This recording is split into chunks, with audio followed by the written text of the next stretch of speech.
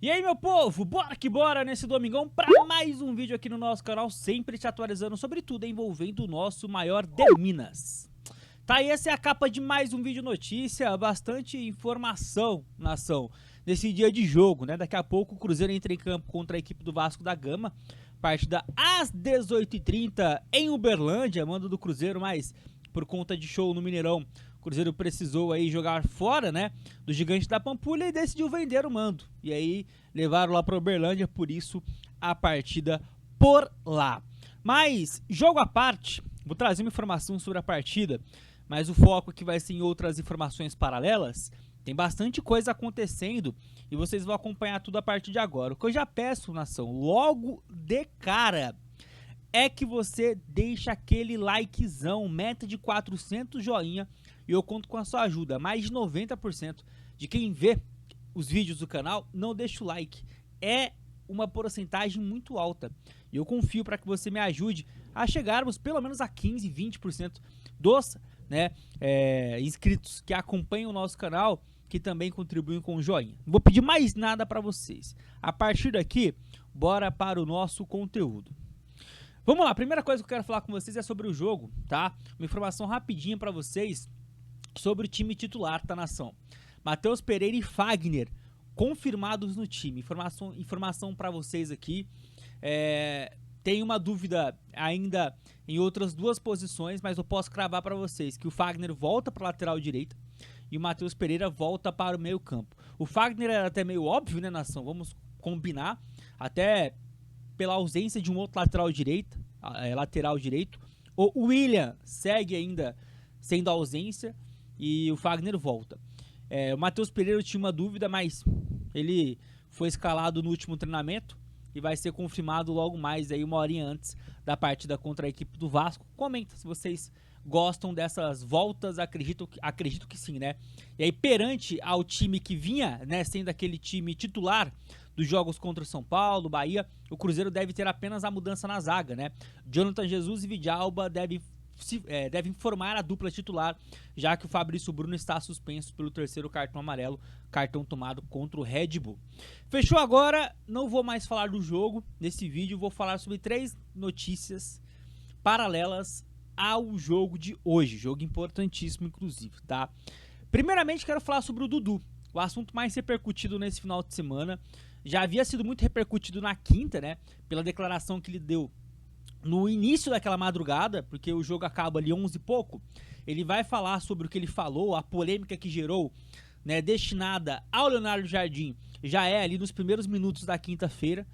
E aí quinta-feira a gente falou bastante sobre aquilo. E aí nós ontem tivemos a informação do afastamento do jogador, inicialmente apenas para o jogo contra o Vasco, depois as informações foram dando conta de que ele estava afastado por tempo indeterminado. E aí, eu vi muita gente falando que o Samuel, o Gilmar, cravou que o Dudu saiu do Cruzeiro. O Samuel cravou que vai ter uma reunião para definir para onde o Dudu vai. E aí, eu fui atrás do que o Samuel falou e eu acho legal trazer para vocês, porque apesar de esta afirmação ser equivocada, o Samuel Venâncio trouxe uma notícia muito importante sobre o futuro do Dudu e eu preciso compartilhar com vocês. Bora lá? Já tá aí o nosso Samuca na tela, deixa eu dar o play, bora acompanhar. Fato que não agradou em nada a declaração do Dudu, depois de o Leonardo Jardim explicar para todos o que ele estava fazendo naquele momento, a ideia, porque o time que jogou contra o São Paulo foi aquele, teve a manutenção, foi muito bem contra o Bahia, continuou diante do Red Bull Bragantino. Então teve essa conversa do Leonardo Jardim com o grupo e com os jogadores, principalmente com o Dudu e com o Gabigol. E aí, depois daquela declaração, que não caiu bem internamente no Cruzeiro, o Leonardo Jardim, por opção da comissão técnica, decidiu por cortar o Dudu do jogo diante do Vasco. O que vai acontecer na sequência, temos que aguardar. O Cruzeiro informou apenas que era uma decisão da comissão técnica e aí o Dudu retornou na manhã deste sábado a Belo Horizonte, deixou a concentração lá em Uberlândia. Então, é aguardar os próximos passos, não tem nenhuma definição que não joga mais pelo Cruzeiro ou que já volta a treinar normalmente para o próximo compromisso. Fato é que essa declaração, repito, não caiu bem na parte interna do Cruzeiro e por isso o jogador agora afastado desse jogo diante da equipe do Vasco. O Dudu, vamos aguardar aí os próximos passos desta questão para um reaproveitamento do jogador. Claro que arestas teriam que ser aparadas e isso pode acontecer em um futuro próximo ou então a permanência dele para continuar jogando, isso teria aí uma dificuldade maior. Mas vamos acompanhar. Hoje a informação é: não existe martelo batido em nenhuma questão, nem que não joga mais pelo Cruzeiro, nem que vai ser aproveitado já no meio de semana diante da equipe do Vila Nova. Aí o assunto é Copa do Brasil. Vamos lá, nação. Duas coisas importantes que o Samuel Venâncio falou, e as pessoas, elas geralmente olham muito ali o macro, né? Querem olhar o todo, geralmente de uma informação como essa, mas tem duas coisas aqui importantes que a gente tem que destacar entre contexto e fala do Samuel Venâncio. Primeiramente, tá? Vamos lá. Uma coisa liga a outra. O Cruzeiro, nação, ele foi, né? A delegação, ela foi para Uberlândia e ela foi para Uberlândia visando a preparação do confronto contra a equipe do Vasco. E essa ida para Uberlândia, ela foi de quinta para sexta. A declaração do Dudu foi de quarta para quinta. Para mim tá muito claro que o Dudu ser afastado não é necessariamente pelo que ele falou. E sabe por que eu achava isso e agora corrobora de frente com o que o Samuel Venâncio falou? Samuel Venâncio usou a expressão ajustar as arestas. Teve briga aí, teve bate-boca, teve algo além daquela declaração, nação. Teve com certeza o Leonardo Jardim chamando o Dudu, pedindo para que ele explicasse o que foi dito, e o Dudu não deve ter explicado de uma maneira tranquila. Sei lá, ô Leonardo Jardim, aquela vozinha fina dele, né? Perdão, falei demais da conta, falei sem pensar. Não, provavelmente teve um certo embate. Com desrespeito, com respeito, eu não sei, não estava lá, não sabemos. Mas ser afastado 2 dias depois da fala e o Samuel Venâncio falar em duas coisas que o Samuel Venâncio fala que é importante, né? Ajustar as arestas ali, ele fala também que não sabe se fica ou não fica. Até então a gente sabia que era um afastamento por uma punição de uma fala. Agora, o principal setorista do Cruzeiro fala que nem sabe se ele fica no clube. Então assim, as pessoas que comentaram, né, vi muito de ontem pra hoje, Samuel Venâncio cravou a saída do Dudu do Cruzeiro. Não, mas ao mesmo tempo, ele não falou algo muito longe disso não. Então assim, rapaziada, até ontem, eu estava achando que era algo tranquilo de se lidar, que era algo pontual, mas me parece que a coisa, ela está escalonada em um nível que algo radical vai acontecer. Aguardemos. E você comenta o que você acha aí, seu feeling dessa treta toda. Me parece que não é apenas uma punição, parece que realmente tem uma treta ali, né, específica. E aqui, só para acabar, né, esse assunto, vai aqui um asteriscos pro Gabigol. E não é pra falar fica esperto com o Gabigol, não. É pra elogiar a postura do Gabigol. Ao contrário do que a mídia há 2 semanas tem tentado cravar na tua cabeça, o Gabigol em nenhum momento fez beicinho, em nenhum momento fez carinha feia, em nenhum momento deu declaração polêmica. Nos gols que o Caio Jorge fez contra o Bahia, foi lá, é só você pegar os bastidores do Cruzeiro. Ele foi lá abraçar o Gabigol, o Caio Jorge, comemorar com ele, deu risada, brincou com ele. É só você ver o vídeo. Falácias da mídia do eixo são ditas. As provas a gente busca trazer para vocês para que corrobore com a verdade. Então assim, nesse quesito tem que elogiar o Gabigol. E quer mais um elogio? Ele contra o Palestino jogou bem. O Lautaro Dias poderia ter feito com que a boa partida do Gabigol fosse exaltada. com 2 gols e 2 assistências do Gabigol. Deixou ele na cara do gol 2 vezes. Mas o Lautaro não tava pra ajudar a gente na última quarta, né? Então assim, o Gabigol, ele, apesar do banquinho que ele pegou, na primeira oportunidade como titular, ele demonstrou em campo vontade, entrega, voltando pra ajudar ou na construção ou na marcação. Sendo efetivo diretamente pro time, poderia ter saído com 2 participações diretas a gol.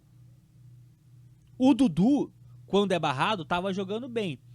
O que justifica o Dudu perante ao que ele fez contra o Palestino, perante ao que ele fez entrando contra o Bahia, entrando contra o São Paulo? O Dudu deu uma caída, viu? Deu uma caída de rendimento. Isso aqui não é achismo, é quem acompanha futebol. Eu acho que você também deve acompanhar os jogos do Cruzeiro para saber que o que eu tô falando aqui não é nenhuma besteira. Então assim, eu preciso elogiar o Gabigol e colocar aí uma baita pulga atrás da orelha em relação ao Dudu. Meu filho, Duduzão, fica, ajuda o clube, mas com a boca fechada, com a boquinha aberta para querer tumultuar ambiente, isso não vai rolar. Porque o Cruzeiro não é o mesmo de 2, 3 meses atrás, não. Hoje a gente tem gestão, pelo menos na comissão técnica. E aí tem nível hierárquico. E aí o que você fala não vai se sobressair a hierarquia do técnico. Falei demais sobre esse assunto, bora para o próximo, nação. Temos mais 2 assuntos aqui pra gente poder encerrar o vídeo e não ficar muito longo, né? Domingão eu não gosto de trazer vídeo longo pra vocês, mas às vezes não tem muito o que fazer, né? Rapidinho, tá? 2 assuntos. Primeiramente, um envolvendo o Ronaldo. Lembram que o Ronaldo sumiu uma época de fazer live do Cruzeiro, nação? A gente tinha uma noção do porquê, né? Até coloquei na capa do vídeo, é o óbvio. O óbvio. Foi falado o óbvio. Mas quando é falado, a gente gosta, né, de trazer pra vocês aqui.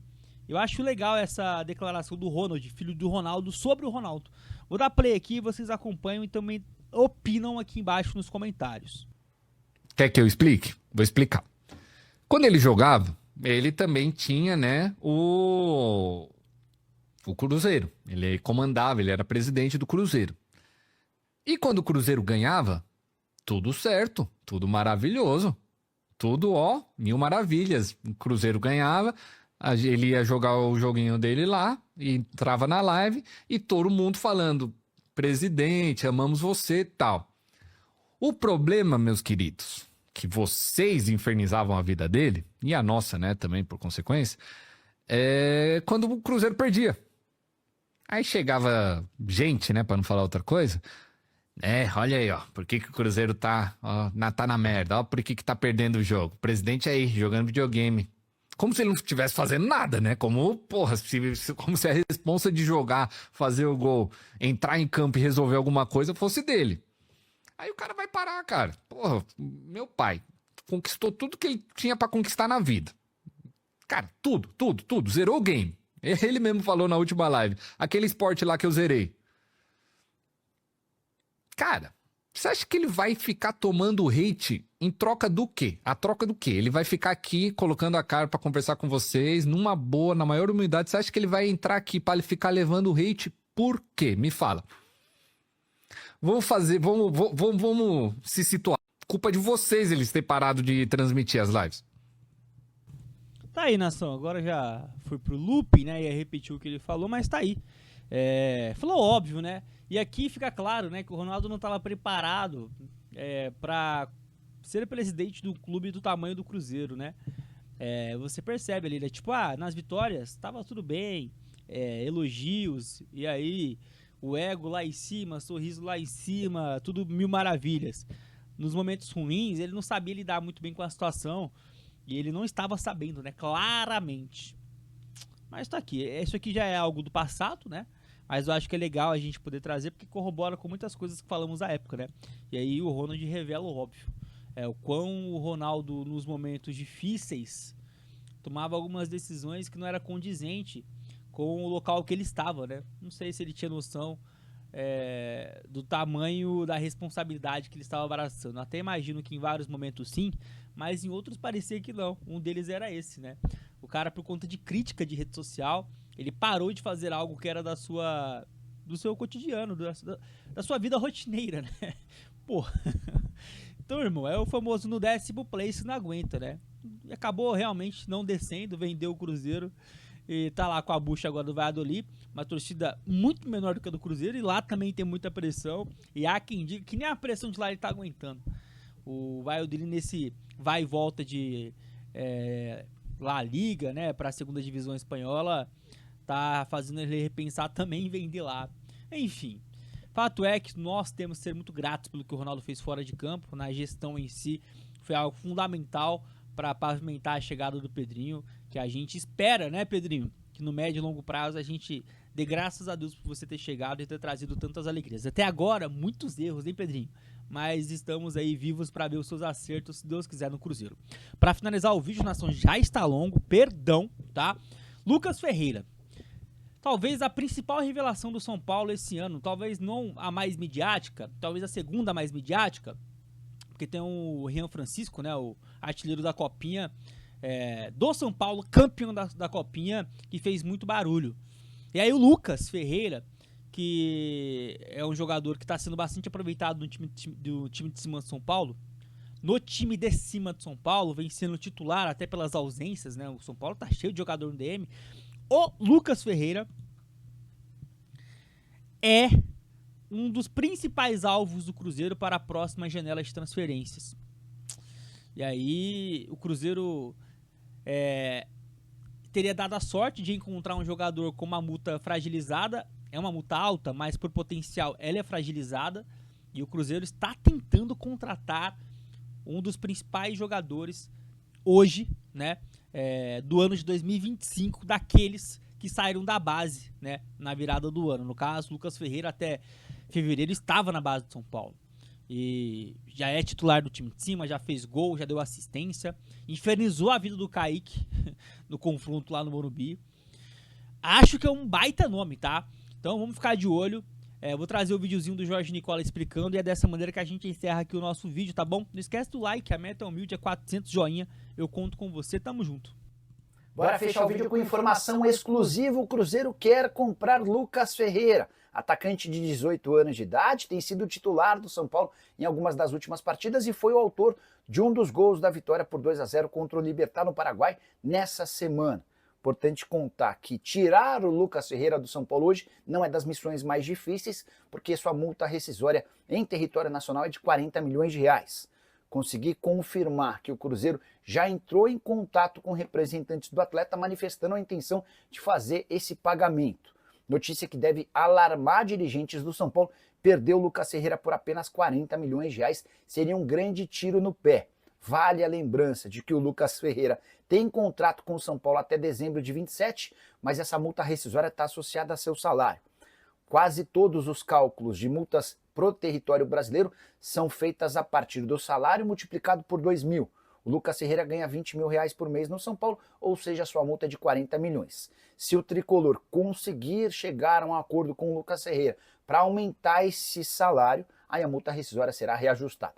A ideia de Alexandre Matos, que é o CEO do Cruzeiro, é repetir algo que deu super certo enquanto ele era dirigente do Atlético Paranaense. Na oportunidade, o CAP pagou 24 milhões da multa rescisória e tirou do Cruzeiro o Vitor Roque. Anos depois, não sei nem se chegou a anos, mas algum tempo depois, o Vitor Roque foi vendido para o Barcelona em operação de 61 milhões de euros, um dos maiores negócios já feitos na história do futebol nacional. Só para completar, é importante lembrar que o Lucas Ferreira já soma na atual temporada 10 jogos e 1 gol pela equipe profissional, jogador revelado na base do São Paulo e super identificado com o tricolor. Para fechar de vez, só comentar que Leonardo Jardim, técnico do Cruzeiro, pediu a contratação do Lucas Ferreira e a gente deve assistir na próxima janela de transferências, Cruzeiro fazendo movimentos com jogadores mais jovens. O investimento em experientes acabou não dando certo, até por isso vai haver uma mudança na filosofia de contratações da Raposa.